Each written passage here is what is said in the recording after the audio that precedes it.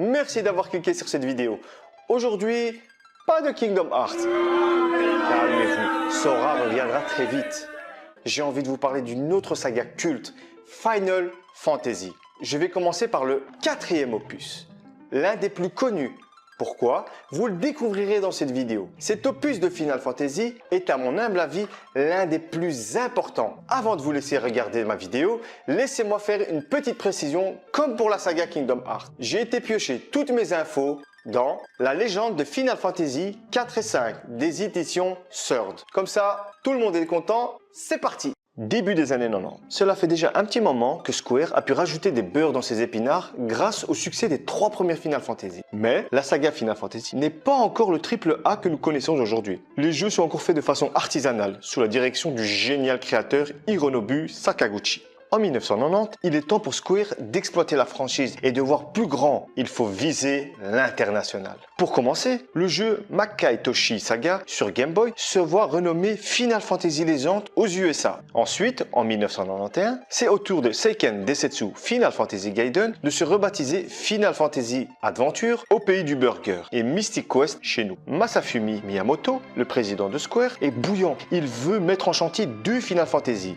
Le premier Final Fantasy sur la Famicom et le deuxième sur la nouvelle génération de consoles, la Super Famicom. Malheureusement pour Square et son président, Final Fantasy IV qui était prévu sur Famicom sera donc annulé. Et même Sakaguchi reste très vague à ce sujet. Ce qu'il faut savoir, c'est que durant l'annonce de l'annulation de ce Final Fantasy, le projet a été entamé à 80%. Vous vous rendez compte ?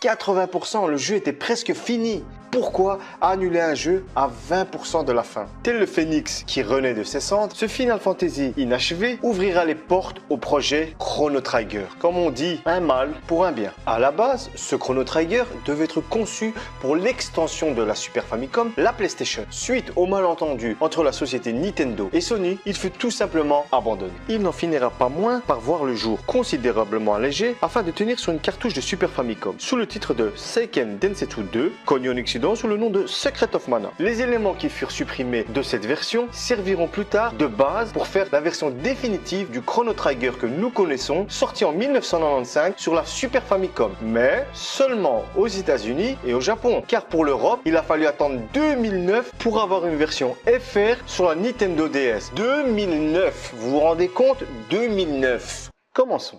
Final Fantasy IV se verra donner une équipe de 15 développeurs, soit le double des 3 premiers opus. Square veut frapper fort et donne 2 objectifs à son équipe de développement. Premier objectif, dépasser le 1 million de ventes. Deuxième objectif, rendre ce Final Fantasy rentable dans le temps. Car oui, même si la série est populaire au Japon, elle n'arrive pas encore à la cheville de sa rivale Dragon Quest, qui elle a réussi à arriver jusqu'aux États-Unis sous le nom de Dragon Warrior. Si la saga de Final Fantasy veut détrôner celle de Dragon Quest, il est temps de donner une identité à cette saga.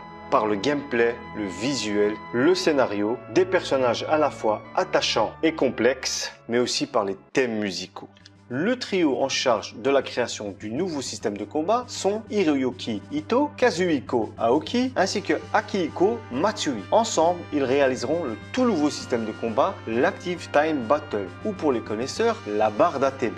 Grâce à cette nouvelle barre d'ATB, le tour par tour, c'est de l'histoire ancienne. À l'époque, ça a été une petite révolution pour la saga Final Fantasy. Les combats sont devenus plus dynamiques, plus tactiques et un peu plus difficiles, car l'ennemi possède aussi une barre ATB qui n'apparaît pas sur l'écran mais qui existe bel et bien, et lui, il n'attendra pas pour vous attaquer. Ce nouveau système de combat deviendra l'une des signatures de la saga Final Fantasy. Nous sommes au début de la vie de la Super Famicom. Les développeurs de Square ne connaissent pas encore cette nouvelle console et ont beaucoup de mal à coder dessus. Attention, car les ingénieurs de Square ont quand même réussi à développer Final Fantasy IV sur une cartouche de 8 MB, en sachant que les jeux en début de vie de la Super Nintendo n'en posaient que un quart. Nous voyons déjà les progrès de l'équipe de Square. Il faut savoir aussi que Final Fantasy V plus tard disposera d'une cartouche de 16 MB et Final Fantasy VI de 24 MB. Nous voyons clairement une progression dans le développement des Final Fantasy sur Super Famicom. Malheureusement, Final Fantasy IV est le pionnier. C'est tout à fait normal que Square ait du mal à développer. Ils ne connaissent pas la machine, comme je l'ai dit plus tôt. S'il y a bien une chose qui donne cet aspect unique à la saga de Final Fantasy, c'est la musique. Depuis le premier épisode, cette tâche a été confiée à Nobuo Uematsu, sous la direction de Hironobu Sakaguchi. Quand on pense à la musique de Final Fantasy, on pense au prélude, on pense à la fanfare, on pense au chocobo et bien d'autres encore. C'est avec le 4e épisode de cette saga que la musique prend tout son sens. Nobuo Uematsu a fait là un travail de maître. Il a réussi.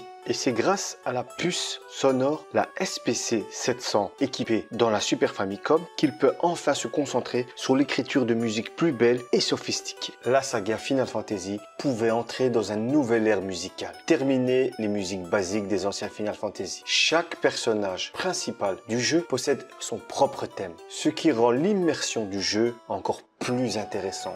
À l'égal du scénario, la musique nous pousse à l'empathie des personnages, que ce soit dans le bon côté ou le mauvais. Comment oublier le thème of love de Final Fantasy IV entre Cécile et Rose?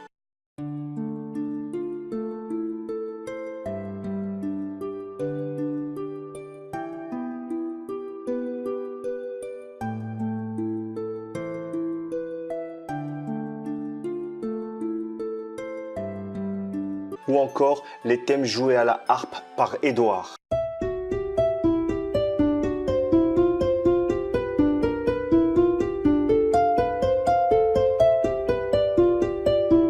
La musique de Golbez, intitulée Glad in the Darkness.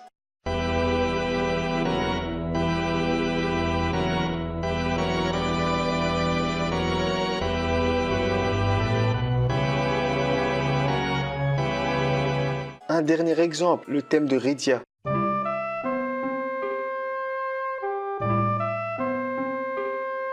Qui a été pensé pour souligner la nature douce et bienveillante de la jeune fille. Comme dans tout grand jeu, la musique est un des éléments les plus importants dans une saga. N'hésitez pas à réécouter les OST des Final Fantasy et vous verrez la richesse des thèmes.